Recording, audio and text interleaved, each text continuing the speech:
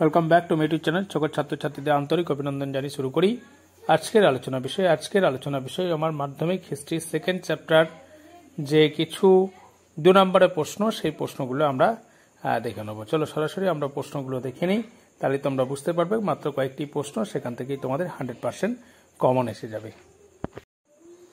প্রথম প্রশ্ন, সমাজ সংস্কারে বামাবধিনী পত্রিকার ভূমিকা বা উদ্দেশ্য। এগুলো 2 নম্বরের আসবে, কিন্তু খুব ছোট ছোট করে লিখবে।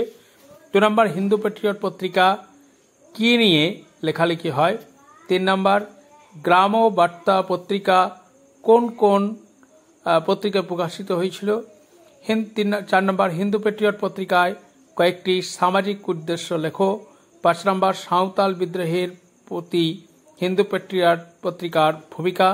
6 নম্বর, গ্রাম বার্তা পত্রিকার উদ্দেশ্য কি ছিল। 7 নম্বর প্রশ্ন, হুতেম পাচা নকশা গ্রন্থের কলকাতায় বাবু সম্প্রদায় এর কিভাবে তুলনা করা হয়েছে।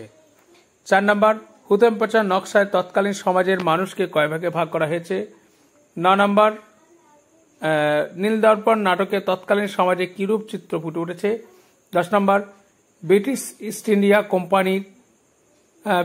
ইন্ডিয়া কোম্পানি প্রথম দিকে কেন